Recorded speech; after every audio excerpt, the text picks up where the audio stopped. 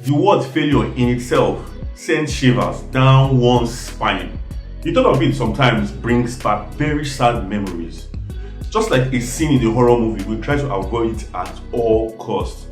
Personally, for me, I have recorded more failed businesses, projects, even relationships, and I've recorded successful ones. Sometimes I sit back alone and I think about it, I'm like, now wow. But come to think of it, no reasonable success has ever been recorded without failure. This got me thinking, and I decided to do more research. I know in the past, my fear of failure has limited me from trying out new stuff, even new relationships. But my resilience has finally paid off. Stick with me to the end of the show, and I'll try to throw more light on the reasons why I feel we fail and ways to cope with the fear of failure.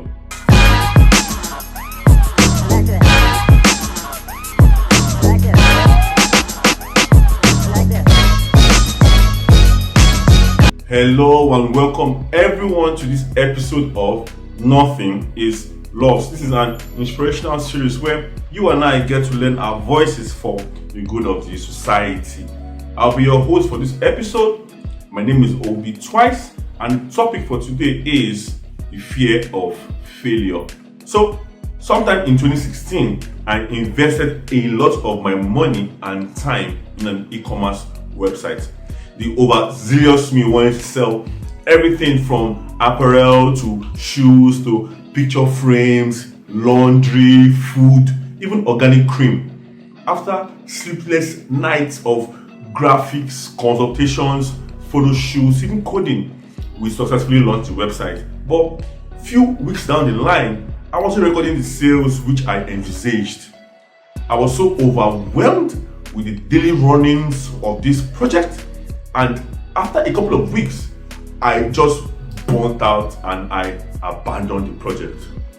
5 years down the line, I can now look back and identify the reasons why I failed. Number one, I wanted everything in one bite. Yes, then I had the capital to run the business, I had the energy, the enthusiasm, and the drive. But man, I had so many things on one plate and I was doing everything at the same time. Number two, absence of multi-level planning. Yes, my idea was to work closely with various merchants in these sectors like fashion, makeup, furniture, and food. Yes, I met with these vendors and we came up with a basic plan which I assumed would take care of the full business cycle, but I was so wrong. In fact, then I was even more concerned with how my landing page would look and how it would woo customers.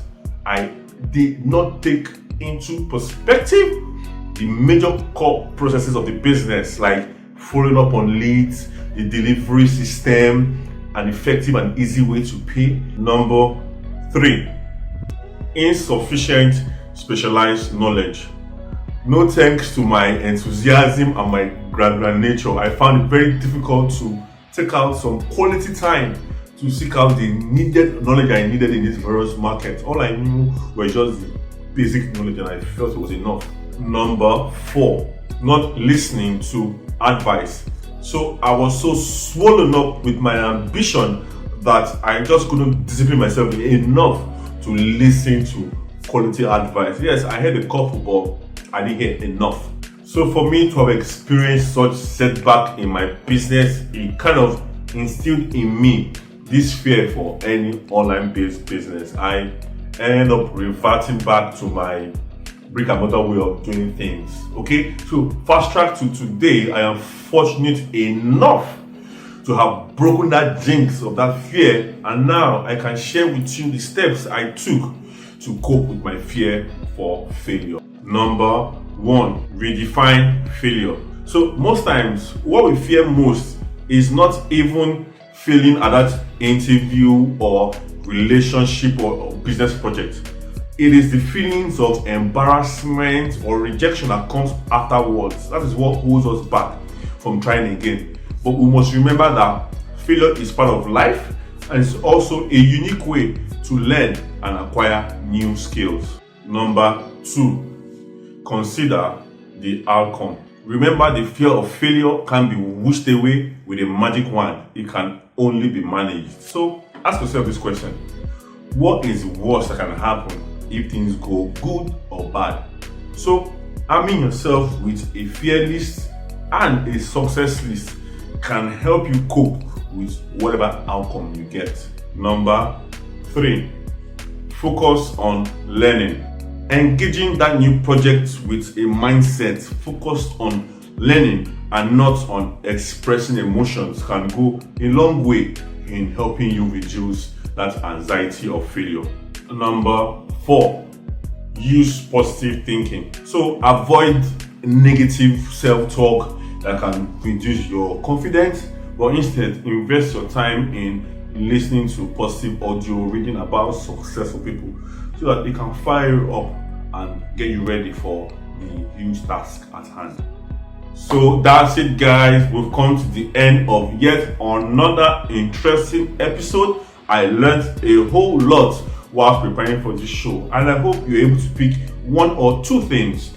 Please, I look forward to your feedback in the comment section, and please don't forget to subscribe to my YouTube channel and follow me on Instagram. And as usual, before I leave you today, I'll be leaving you with a few lyrics. But please remember, if you are not prepared to be wrong, you'll never come up with anything original.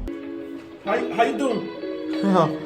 Yeah, so I've been seeing you for a while, and I just decided to, hook up.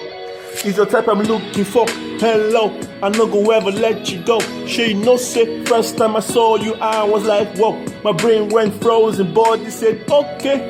Me and you, let's start up like Ob2ice. Internationally known, yeah, someday we take foreign trips, feel the island breeze. We gon' fly real high, look it.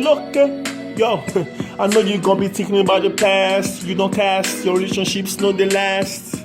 But me, I'm down with forever. I'ma keep you warm like a bed cover. Like a stuffed polar bear, I'ma cuddle you. Be my W, I no go trouble you. My name is Ob2ice, I'm in love with you. I fail once, I fail twice, but not with you, girl. I cook and I clean. I can change the diapers. Just say yes. Won't fail no more. Yo, what it do?